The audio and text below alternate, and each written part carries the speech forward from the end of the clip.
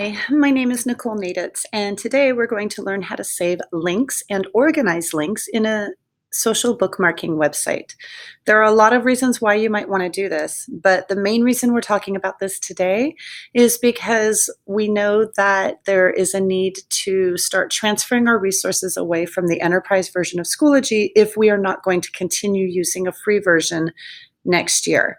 Do remember that in our district, we are sunsetting the enterprise version of Schoology on June 30th, but after June 30th, you can change your password in Schoology and then continue to use the free version without the support of technology services. And in that free version, once you change your password, you will find that you still have your resources as well as your archived courses and any groups you belong to intact. The only things that will be missing will be any features or items that were created using the features of the enterprise version of Schoology. So in Schoology, a lot of us have saved a lot of links to web pages that we find helpful for our work in the district. And unfortunately, you can't download those links the way I showed you in other tutorials how to download an individual file from Schoology. Also, unfortunately, Google Drive can't save links by themselves. You can create a new Google Doc and paste your links there, but that becomes pretty tedious. So we're going to need another solution for organizing all of the web pages that we have stored in Schoology. And one of the solutions you might turn to is called a social bookmarking website. There are many of these online bookmarking pages available for you to choose from. So if you don't like the one I'm going to show you today, feel free to Google online bookmarking and take a look at the other options out there. The one I'm going to show you today is called Diigo, and it has a website, but it also has an extension for Chrome and an extension for Firefox to make it quick for you to add a bookmark from any website without having to open the full Diigo webpage. So first, let's take a look at what this looks like. What you see here is my Diigo account, and what we have is just a list of all my bookmarks, but actually there's more to it here than perhaps meets the eye. As you look under the bookmarks, there are little rectangles, and those rectangles are tags. The tags are what are going to help me organize these bookmarks so that I can find all of the bookmarks that are on the same topic. So some bookmarks only have one tag, and others have 4 tags or even more. And you can use that to really filter down when you're trying to find a specific resource, because you'll be able to search by multiple tags. For example, I'm going to search for assessment and also EdChat. And sometimes it likes having the hashtags, and boom, I have only one resource that is tagged both ways. So this helps me filter through what could be a very long list of bookmarked websites to really get down to just the video I want, or sorry, just the resource that I want. Now, if we go up to my library, I'm going to bring us back to the home page. The tags that I have used so far are noted here on the left. You can't quite see all of them. So if I click on all tags, you now have all of the tags that I have been using. So you can see why the tagging is very important, because otherwise it could become really difficult to find your resources. So creating the tags is going to be one of the things we have to talk about today. Back to Schoology. So in Schoology, you have several resources. So let's take a look at how we might share those resources on a bookmarking page so that you can access them later without having to go back into Schoology if you don't want to.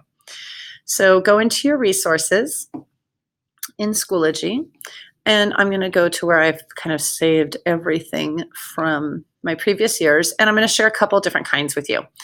So the first one that I'm going to show you is from a unit I do on food and nutrition, and I found this really interesting video that combines math, so some common core skills here, along with the vocabulary for recipes for a very traditional French food item. So I'm going to click on that. And let's say I want the whole video. I can grab the link here and copy it. I can also grab the share link right here and choose copy.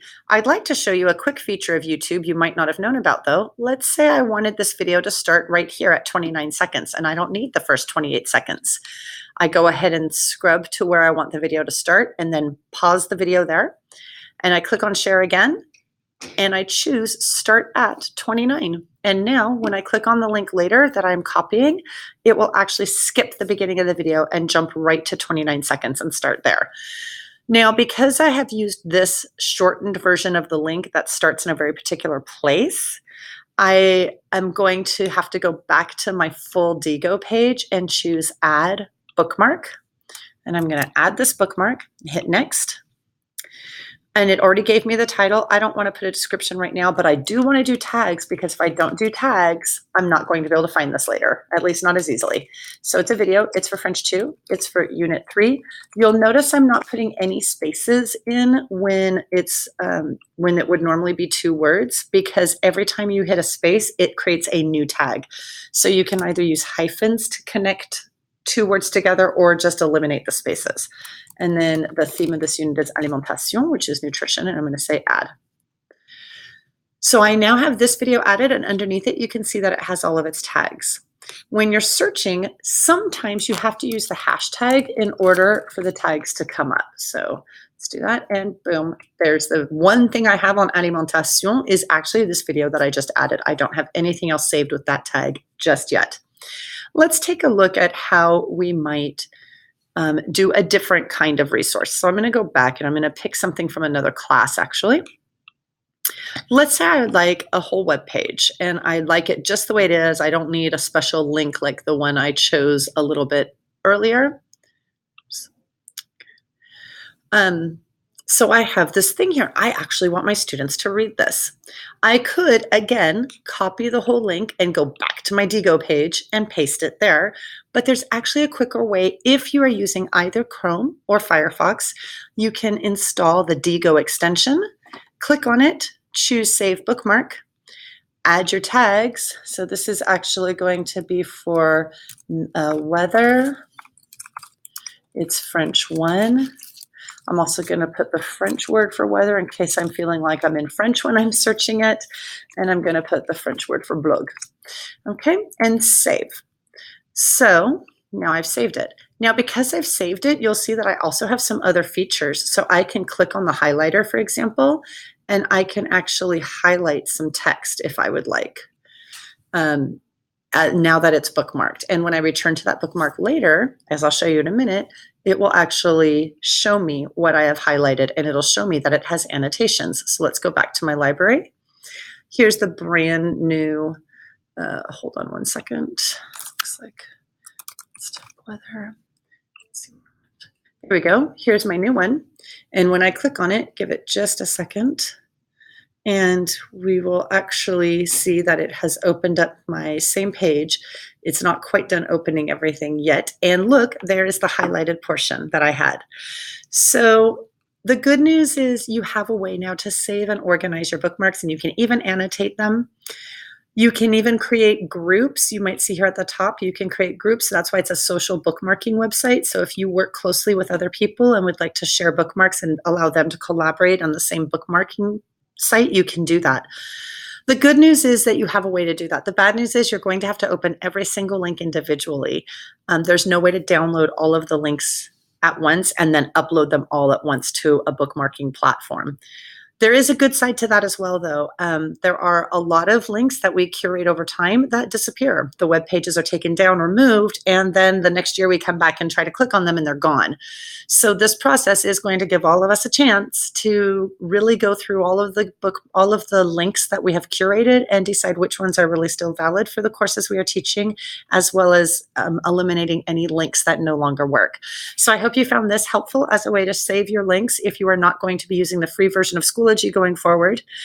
Do also remember that although the enterprise version will be going away, because you still will have access to your account as long as you follow the steps that were provided in the communication that you received, when you sign back in with your new password, you will be able to access these resources. So you don't have to panic about moving everything all at once. You can take your time, and as you approach a new unit next year, you can just do those resources for that unit as you need them and move them over to a bookmarking website or transfer some of them to Google Drive and so on.